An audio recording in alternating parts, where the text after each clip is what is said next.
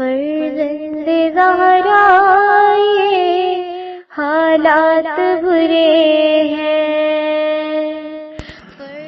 کاشانۂ بصیرت ایک ایسا مکمل یوٹیوب چینل جس پر محروم بصارت کے لیے بالخصوص اور تمام افراد کے لیے بالعموم سینکڑوں کی تعداد میں اسلامی کتب دستیاب ہیں.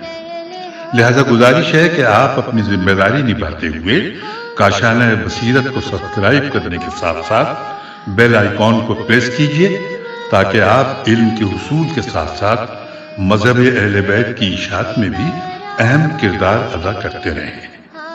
کاشانۂ بصیرت.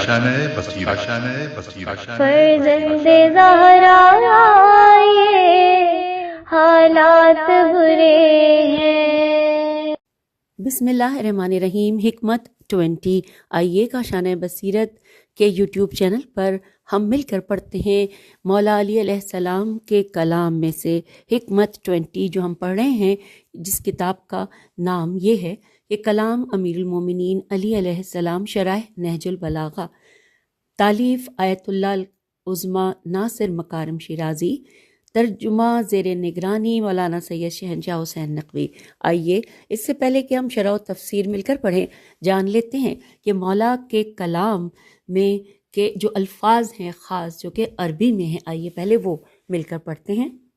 قال علیہ السلام اقیلوا ذوی المروءات عثراتهم فما یعثر منهم عاثر الا وَيَدُ اللَّهِ بِيَدِهِ يَرْفَعُهُ. ترجمہ. امام علیہ السلام نے فرمایا بامروت لوگوں کی لغزشوں سے درگزر کرو کہ ایسا شخص جب بھی ٹھوکر کھاتا ہے تو قدرت کا ہاتھ اسے سنبھال کر اٹھا دیتا ہے. اس سے پہلے کہ ہم شرح و تفسیر کو پڑھنے کا آغاز کریں، آئیے اس قول کی سند کے حوالے سے یہاں پر جو تفصیلات ہیں وہ مل کر پڑھتے ہیں. لکھا ہے قول کی سند. مرحوم کلینی نے کتاب کافی میں یہ حدیث تھوڑے اختلاف کے ساتھ حضرت امام جعفر صادق علیہ السلام سے نقل کی ہے. یقیناً حضرت امام جعفر صادق علیہ السلام نے بھی اپنے اجداد کے واسطے سے امیر المومنین علیہ السلام سے ہی نقل کی ہوگی. اور ابن قتیبہ یا قتیبہ قاف تے یہ بے ہے، انہوں نے یہ حدیث عیون الاخبار میں، جبکہ ابن ابی الحدید نے شرح نہج البلاغہ میں اپنی مختلف سند کے ساتھ نقل کی ہے. اسی طرح آمدی نے بھی کتاب غرر الحکم میں اسی حدیث کو تھوڑے لفظی فرق کے ساتھ نقل کیا ہے. حوالہ مصادر نہج البلاغہ جلد 4 صفحہ 12. کتاب تمام نہج البلاغہ میں یہ فرمان امام علیہ السلام کے ایک وصیت نامے کے ضمن میں نقل کیا گیا ہے. حوالہ تمام نہج البلاغہ صفحہ 714. اور اب آئیے شرح و تفسیر مل کر پڑھتے ہیں. یہاں پر ہیڈنگ ہے کہ بافضیلت لوگوں کی لغزشوں سے چشم پوشی.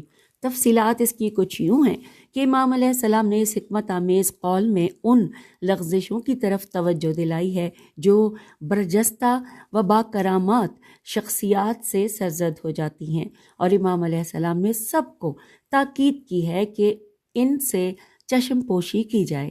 امام علیہ السلام فرماتے ہیں کہ بافضیلت و کریم لوگوں کی لغزشوں کو نظر انداز کرو، کیونکہ ان میں سے کوئی بھی جب کسی لغزش کا شکار ہو جاتا ہے تو خدا کے ہاتھ میں اس کا ہاتھ ہوتا ہے، چنانچہ خدا اسے دوبارہ بلند مقام عطا کر دیتا ہے.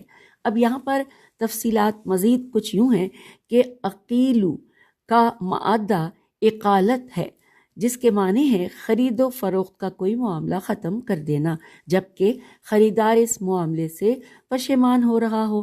پھر اسی لفظ کو ہر قسم کی چشم پوشی اور نظر اندازی کے لیے بھی استعمال کیا جاتا ہے. یہاں پر ایک اور ورڈ ہے مروات، اور یہاں پہ اس کے بعد لکھا ہے کہ مروت کی جمع ہے. مروت کی جمع ہے کہ جس کا مطلب ہے کہ شخصیت اور جوانمردی. لفظ ہم دوبارہ پڑھتے ہیں. مروات میم پہ بھی پیش ہے، رے پہ بھی پیش ہے. مروت کی جمع ہے جس کا مطلب شخصیت اور جوانمردی ہے. اور پھر اس کے بعد لکھا ہے کہ آثارت کی جمع ہے جس کے معنی لغزش و خطا کے ہیں۔ یہاں پر اثرات جو ہے وہ سے کے ساتھ ہے، سین کے ساتھ نہیں ہے۔ پھر لکھا ہے کہ واضح ہے کہ معصومین علیہ السلام کے علاوہ ہر انسان اپنی زندگی میں کسی نہ کسی خطا کا مرتکب ضرور ہوتا ہے، پس اگر انسان اعلیٰ شخصیت کا حامل اور باکرامت انسان ہو تو اس کے حسن کردار کو مد نظر رکھتے ہوئے اس کی خطا و لغزش کو نظر انداز کیا جائے گا۔ دوسروں کے سامنے اس کی خطا کی تشہیر کرنا یا اس کی مذمت یا بڑھا چڑھا کر پیش کرنا ایک غلط فعل اور انصاف و مروت کے منافی ہے، کیونکہ خدا بھی ایسے افراد کا مدافع ہے۔ امام علیہ السلام فرماتے ہیں کہ اگر ایسے با کردار و با کرامت افراد سے کوئی بھی خطا سرزد ہو جائے اور وہ زمین میں گر جائیں تو خدا فوراً انہیں زمین سے اٹھا لیتا ہے اور ان کی آبرو ریزی ہونے نہیں دیتا۔ پھر لکھا ہے کہ اس حکمت آمیز قول سے ہم 2 نتیجے اخذ کر سکتے ہیں۔ پہلا یہ کہ امام علیہ السلام کے واضح الفاظ ہیں کہ اچھے کردار کے مالک اور باتقوا افراد کی لغزشوں کو نظر انداز کرنا چاہیے اور ان سے متعلق حسن ظن کو سوء ظن میں تبدیل نہیں کرنا چاہیے۔ یہ وہی فکر ہے جو ایک مشہور روایت میں بیان ہوئی ہے اور ایک ضرب المثل بن گئی ہے، اور یہاں پر لکھا ہے کہ الجواد قد یکمو یا قد یکمو یکم الجواد، اچھی نسل کا قیمتی گھوڑا بھی بعض اوقات بدک جاتا ہے۔ یہاں پر اس کا یہ ترجمہ تھا۔ پھر لکھا ہے بعض عبارتوں میں اس کے ساتھ ایک اور جملے کا بھی اضافہ کیا گیا ہے، ترجمہ کہ کبھی کبھی تیز دھار تلوار بھی کارگر نہیں رہتی۔